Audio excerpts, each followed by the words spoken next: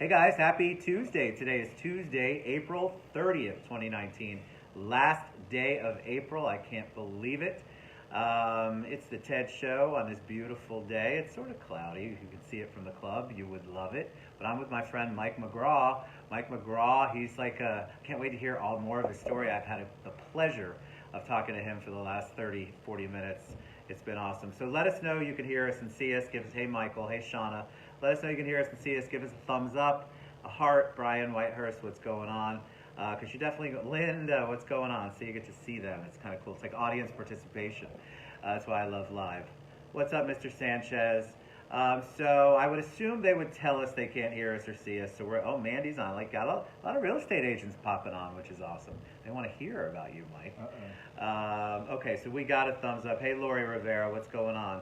So welcome to the show. This is your first foray into live, right? It's my first time. All right. I'm a virgin. He's a virgin. I love it. So I'm excited to have you on the show for a lot of reasons. And now that we've talked, I definitely love the journey you're on. So, you know what? They know who you are, I believe, most of them. But I want them to know a little bit about your journey and your origins. So welcome and tell them a little bit. Well, I'm a native of Orlando. Which is crazy, right? I didn't even know we had those anymore. There's only about 16 of us left, I think. Born at Florida Hospital and in sanitarium. I was on the hospital side, not the sanitarium side. And in fact, our friend Lisa Hill was born at the same time, a couple of days different than I, and we were in the same hospital. I did not know that. That's so cool. Her and I figured that out one day. And, but yeah, born and raised in Orlando. Been there all my life. I like Orlando. It's a much different town than when I was a kid. It's completely different. And we went to the same high school. Same high school. Colonial High School. Go Grenadiers. Yep, Grenadiers. Can't believe it. And no, I got married a couple years out of high school, and actually I went to school to be a firefighter. Is that what I was going to ask you? So I always like to know. So is that what you wanted to do? That's what you did? Hey, Rose. I wanted to be a firefighter, and at the time, it was tough to get a job. Was it really? Yeah. I would think that there would always be a shortage of that, no? But back then, the affirmative action was a big deal. And I couldn't get a job, and so I ended up starting up a landscaping business. All right, so did you have experience in landscaping, and how do you make that? No. So what was the motivation to start up a landscaping business? I wanted to make money. Gotcha. And I started a landscaping business. I did pretty well at it. Long story short, I got tired of my employees. It was a pain in the... Well, that industry is very transient, right? And so there's a lot of turnover. I can attest to that because I think I have to trade out landscaping companies about once a month because they just disappear. They don't do what they're supposed to do. Not that you did that, but it's because of the labor pool. Yeah, the labor, it was tough. Yeah. And I ended up having a customer out in Windermere, and he had a daughter, and they know this story, so once they see this, they're not surprised. He had a daughter who was very attractive, she was single, and one day I was talking to her dad, and he's like, so did you see my daughter's new boyfriend? Have you met him? I said, yeah, I did meet him. Well, what do you think? I said, he's a realtor. He's a crook. That's what I told him. Oh, your perception was realtors are crooks. Back then it was, yeah. Because see, my mom and I probably had 50 rental houses, and you have to think this through geographically, from I-4 to 408, up and down OBT. Wow. We owned at one time, not at one time, but we had about 50 houses through about a 15-year period. And obviously, it's not the best neighborhood, and so we'd sell houses, and the realtors were a pain in the butt to deal with. So I meet this real estate guy, and his hair's all slick, and he's dressed sharp, and I told him, I said, he's a crook. Well, I got to meet the guy. His name's Mark Phipps. He's been around forever. Mark Phipps? Mark Phipps. And Mark and I got to talking, and I thought, this guy's actually a good guy. He's honest, he's smart, he works hard every day, and Mark's the one that said, you go into real estate. So I got into real estate. Isn't it funny how that changes? And happy meatballs to you too, Jeff, from the meatballs. Isn't it funny how one conversation or one thing like that can change the whole trajectory of your life? We talk about this on the show a lot. So you get in, it was a different world back then, right? So the test was as hard. And what was it like to try to build a database without databases, without networking, without computers, without iPhones? It was all mailings. You did mailings. You met people for coffee. You went to lunch. I mean, you picked up the phone. You picked up You the picked phone. up the phone. Yeah, This is you know, new. Well, Is that actually, what we it was used corded it back for? then. It was corded, yeah. Yeah, we didn't have cordless back in the day. But then I worked my sphere. I had a sphere of influence between my customer base in my landscaping business and people I knew from being here for so long. I just started working that sphere. And what was the market like back then? I'm just curious. And we'll get to real estate later too. It was a balanced market. You know, you rarely put something on the market and sold overnight unless you priced it low. Right. Everything took 60 to 90 days to get a contract. That's just what it was. You had time to let the property season on the market. You had time to do open houses. It was. How did you get? I have to ask this question because I'm in this all the time. Yeah, right. Horrors, Linda. You're right. How did you get the word out about an open house, let's say, or about a listing? Was it all mail, and doesn't that take? Here's my concept, right? Because I've been around long enough to know what you did, but I want them to know it. Right now, if you do an open house, you usually post it on social media, and you get 500 likes, and then you have people show up, and there's not a lot of mailings involved unless you do postcards in a neighborhood. Completely different marketing back then. You had to. How did people know? What did you do? I know that sounds so simple, but Well, for starters, I mean, you had caravans on Tuesdays. You went into the office meeting. You did a caravan. We put our little flags on the car from Watson Realty. We all drove around. You would tell your office there's an open house this weekend. You'd put signs out. Occasionally you do mailings to the neighborhood. You worked. it was a completely different work. It's a totally different work. Different. You hit the nail on the head. A different type of work. So as you're going through, you're growing in your business. When did the leadership part come in for you? When did you decide? Because obviously the title is leadership, be kind. It's all about, and we'll talk a little bit about why I picked that title. Door knockers, Rose said. When did that bug bite you to become a leader? Well, the bug didn't bite me; it hit me upside the head. And once again, it's another realtor from Southwest Orlando named Steve Ambergy. Oh yeah, Steve. Steve. He's awesome. So Steve was chair of grievance, and I had someone had grieved me, another realtor. And Grieved about you or grieved you? They grieved me. Oh, I got you. And I forget who the staff person was, but I called the staff person at Aura to complain, and she's like, well, you might want to call the chairman, Mr. Amberby. So I called Steve and complained, and when the conversation ended, Steve's like, I'm going to send you an application for the grievance committee. You should fill it out. And that's... So it knocked you upside the head then. I think what happens too, that's where it goes.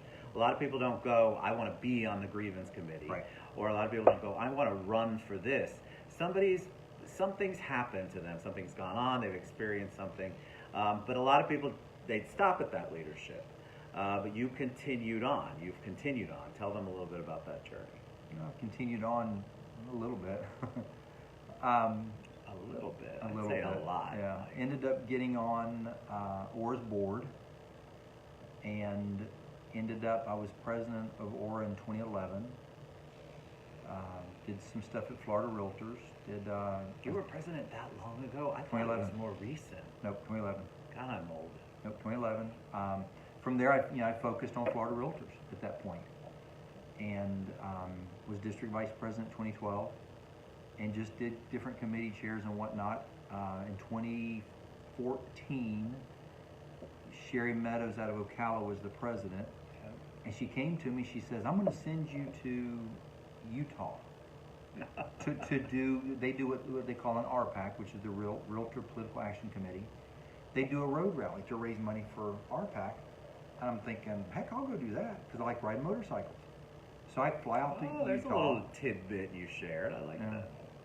So I flew out there. We rode for 3 days, and I came back, and Sherry's like, now I want to do a road rally in Florida and raise money for RPAC.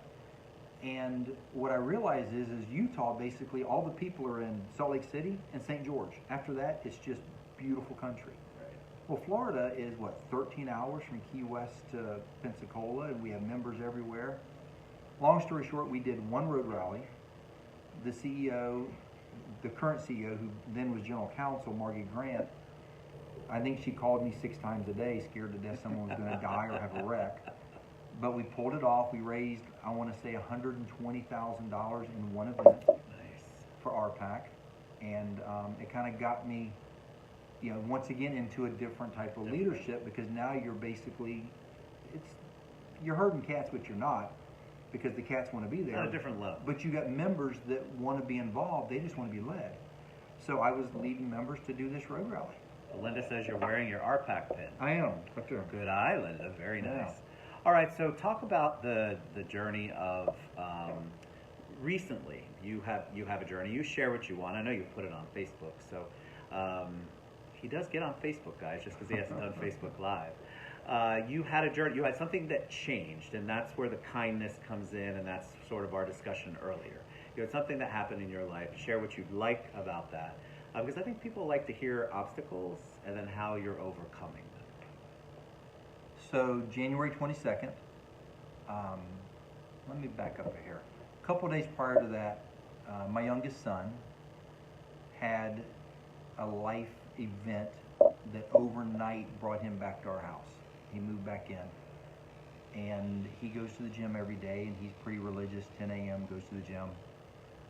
Well, this day he didn't go till 11, and I was in my garage working on one of my dreams came true in December. I bought a '64 Corvette. Nice. And so I was working on it. I was fiddling with it, and I had a heart attack. And I believe with all every bit of who I am, my life was saved because of 2 reasons. Number one is small ordained miracles from God. Modern medicine. Modern medicine, absolutely. I went from having a heart attack to laying on the table in the cath lab in less than 90 minutes. Wow. And in fact, I almost died in the hospital I was born in, Florida South. But they made the comment when I was in the hospital, they said, our goal is when you cross our threshold with a heart attack, we want you on the table in 90 minutes. I went from my house in Apopka in 85 minutes. I was in the cath lab, and they were cutting me. And my widowmaker was 95% blocked. Wow. At the time I had a customer that's a retired anesthesiologist, and he's like, when he heard about it, he's like, Mike, you should be dead. People die from widowmakers, or you get significant heart damage. And I'm still a heart patient, but I've got pretty much a clean bill of health. That's amazing. My diet before my heart attack, and this is the honest truth, it was donuts, fried chicken, barbecue, and sweet tea. That was my diet. Okay, well, I never ate vegetables. A little more. I never ate vegetables. Did you change? Oh, 100%. Last night my wife made zoodles, is that what it's called? Yeah, zoodles, zucchini noodles. And one helping. I didn't do 2, I did 1 helping. Nice, but they're good. But I'm learning to change. I mean, I've lost 16, 18 pounds. I'm in the gym every day. Because we're only talking about 7 3 days a months week. ago. 98 days. Today's 98 days. And thank God your son was there, right? That's the other thing. He was there because he instantly put me in the car. I said, Michael, I'm hard-headed. Take me to the hospital. And we're driving down the road, and we only got a mile and a half down the road, and I looked at my son and I said, I can't make it. I'm dying. So we pulled into the fire department, and there's a 50-50 chance that the ambulance is there. Well, they were there. And I literally walked in. I didn't go 3 steps in, and they had my shirt off, sat me down, and they're working on me. And the lieutenant looks at me, and I heard her say, transport to Florida South. And I looked at her and I said, no. That's where heart attack people go. And she took her finger and put it right in my face. She said, you're having a heart attack. And I looked at her and I said, I'm going to sit down, shut up, and pay attention and be a good patient. And I just put it in my head. I wasn't going to be stubborn. That was big. That's a big thing, especially if you're used to I have a feeling you're used to directing things. I can be hard-headed, and I made a decision then I wasn't going to be hard-headed. I love it. Danny Hernandez says, looking good, and let's go riding. Love me some Danny Hernandez. I love Danny. He's awesome. All right, so you go in, you have that, you're out, you're obviously 98 days later. Mm-hmm. What did that do to change your perspective on dealing with people, business, family? Because a lot of people do have life-changing events, and it lasts for a teeny little bit, and then they go back to their regular ways. How did your life change? Or what did you change in it? I think you're 100% right. A lot of people have these events and then they get back in their old routine. I'm doing my best not to do that. Not trying to get spooky on you, but the room went dark on me at one point when I was in the hospital. And it was scary. It scared the mess out of me. And, you know, we talked a second ago. Right after the heart attack, my daughter gave birth to twin grandsons, which were premature. And I'd have never gotten to see my grandsons. Right. There's so many things that I would not have been able to do. And I'm just focused. You know, I watched my wife and how it hit her. Sure. Because, you know, and I shared with you earlier, 10 years ago, she lost her first husband to a heart attack. And when she walked in there, she was just upset. She said, I couldn't do this again. And to watch my son, how he reacted, that's my motivation to stay focused on eating right. And, you know, and like this morning, I was only in the gym 15 minutes, but I'm in the gym every day now, minimum 6 days a week. I'm in the gym. Whether I'm in there for an hour or 15 minutes, I'm in the gym every day. I'm focused on eating better, staying away from the sweets and the carbs. Zoodles are good for you. I'm okay with it. I like them. They taste good. I never ate them. Well, of course not. Now, I'm still struggling with vegetables. I mean, that's not your thing. That was never your thing. I never ate them. That's so fun. I'll do asparagus now. Someone gave me Brussels sprouts the other day. Some things are nasty, but I'm going to learn to eat them. I'm going to learn.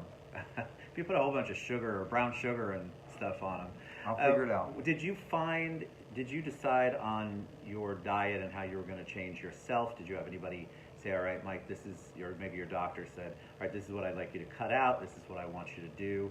I think sometimes on the health stuff, we do our own thing. We create it, which can be good. Right.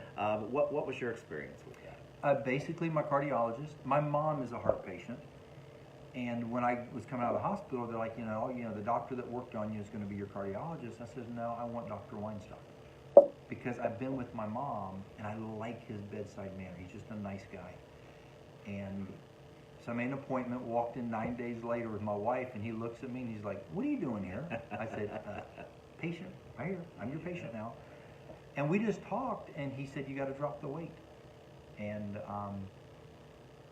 I said, give me some suggestions. He said, start with keto.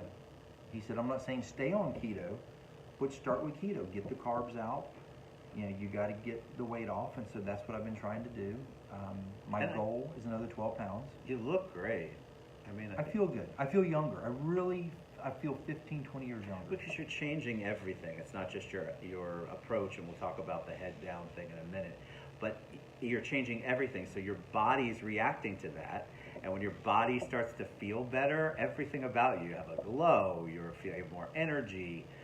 There's so many positive things with doing that. And keto really, I love keto. I've gone back and forth with it. Really, it's getting out the processed foods is basically what we're doing on keto. We should all be working on getting the processed foods out of our diet. But talk about the head down, because I love that. We had a conversation beforehand. Health and fitness is a lifestyle. You are right, Rose Kemp. Talk about head down, because I think that's important. That's a change. That's something we joked earlier. This is going to be a hashtag. I'll make sure I put it when I post. Talk a little bit about that. So you talk about how a heart attack changes your life. I don't know how to explain it, but it used to be when I would get in stressful situations, I could feel my heart just. I don't feel that now. I just feel so much more at peace. And one of the things that I've learned, and I've got a couple of people that I talk to a lot, basically my motto right now is head down, mouth shut, smile. Head down, mouth shut, smile. And pick your battles. Quit walking in every room looking for a battle. Don't you feel like were you one of those people that looked for that? Yeah, I too many times I did. I did more than I should have. And I'm just, I'm picking my battles better. Like I said, head down, mouth shut. I love it. What's funny is the 30 minutes before we went live, he repeated that a lot. I think sometimes you have to repeat it to yourself. You have to continue to say it because it's super easy for your mind to just go other places. And so if you're constantly reminding yourself of that, that's a great place to be. And I love that you were talking about how that helps with your stress level in a situation. Because you're right, I think people go in and they're immediately ready, fists up, it's time to go to battle. And instead of looking for the solution, they're looking for the battle. Yeah. And so if you're going into, and especially in anything like the organizations that we belong to, people are passionate and they want certain things done, and we are all fighting for a better real estate community and a better Florida real estate community. And so you're constantly in that mode of, okay, I might not agree with you, but I want to hear what you have to say. I love that approach to things. Let's talk about that. So let's talk about Florida Realtors. You talked about it earlier. You're talking about running for office. You're running for office. Does that stress you out at all? This year it doesn't. Last year it did. Because last year started out 5 of us. Myself and 4 other people from around the state were running for secretary. We ended up at convention, there was 4 of us, because one, for personal reasons, had to drop out. And that's something you will go to the board of directors, and you campaign all around the state. You go to the board of directors, they vote. You have to win by 50% plus 1. We had 3 other incredible candidates, and I'd love to tell you on the first ballot, I blew them out of the water. I didn't. It took me all 3 ballots to get 50% plus 1. Wow. So it wasn't a landslide. I mean, it wasn't a divided body, but it was a body that looked at good candidates and said, wow, how do we pick? And that made me better because I had to show up and I had to step up my game. I had to walk and speak in front of, between 20 to 600 or 800 people at a time, right. And you had to sell yourself without selling yourself. Well, I learned what's interesting is I believe if Rose is still on, we were at a women's council event, and this was last year. Mm-hmm. It might have been before convention, and I had not seen you out and about at those kinds of events, and I thought that was such a cool thing. That's a choice to do that, right. So to get outside of that comfort zone and to get out there and I love that. And I love what you just said, because I think that is a testament to the body of our realtor body. We had great people, and the body doesn't mean it's divided, it just means they're passionate about that person. Yep. And I think that's a great way to frame it, because I think people look at divisiveness and try to create it when it's not there. It's not. It wasn't there for that. It's just there were good people. So how do you pick? You go through the process. And then this year, nobody's running. It's you. I'm uncontested this year. Couldn't think of that word. Yay. Uncontested. The qualifying period has ended, so now it's just a formality to go until August, where they, I forget what the term is, but they confirm me or something. Correct. Anyway, correct. And then there's one more ballot I have to go through for vice president, and someone can run against me for that. And it's like I told you earlier, I'm going tonight to Winter Haven to meet with the realtors in District 10. Thursday morning we're in District 5 down in Naples. And some members have said, why are you showing up? You're not contested. Well, but I'm not elected yet. Right. I still have to go meet the members. Every time you meet the members, you learn something new. I agree. So it's not a bad thing. I don't mind doing it. It's a great thing. And you mentioned something earlier. You said that people will ask, and I had somebody ask me this morning, people will ask, why are you doing this? What is in it for you? What is the deal? Is this great for business? Is it, and you gave a great answer, so tell them what that is. Because I think people do question, why do you get involved in an organization with a whole bunch of other realtors? Why are you doing this? Why are you moving up? So I've been asked a couple of times, in my leadership journey, and I've always answered, because I want to work for the members in the industry. And a month or so ago, I was with someone, and I looked at them after the heart attack and my grandbabies being born. I just looked at them, I said, I'm going to be honest with you, it's personal growth. I'm doing this for personal growth because, like I said a minute ago, where else do you get an opportunity to walk up? And sometimes you stand in front of 200 or 300 members that they're ticked off. Right. And you have to stand there and lead them and answer their questions, and it's all personal growth. It's personal growth. And like one of the things I learned a couple years ago, we had a race for a state office that was very contested, as in it was a battle. And I learned during that campaign that the members of Florida Realtors, this isn't like the presidential politics, the members of Florida Realtors don't like ugly. Right. They want you to walk in and only be positive, talk strictly about what's good. And I've counseled a few people that are running this year, and I told them, I said, stay positive. You have to stay positive. Because the members, the minute you go negative, the members just shut you off. Yeah, I don't want to hear negative. I don't want to hear negative rhetoric. It's not a great place to be. Yep. Now, Nikki, I'm going to ask him this question. He may have to answer this afterward. Why did they make modifications to the district territories? Why do they? Why did they? The might have to look the that. main one. Well, no, the main one I know they've made a couple years ago was when Miami and Jupiter merged. They had to readjust those district territories. As far as I know, they haven't changed any other district territories, at least in Central Florida, in the last 5 or 6 years. So message him after we're about to close out. Message Mike, and I tagged him, so you can I'll get you him. an answer. All right, so we're going to share all of. See, that was painless, right? We're going to share all of Mike's contact information, how you can reach out to him. He's obviously an open book, right? So why not tap into that? He wants to help. He's obviously doing this, and he's out there in leadership because he wants to hear from people. This isn't just, even though it's about self-awareness and self-growth, he still wants to help.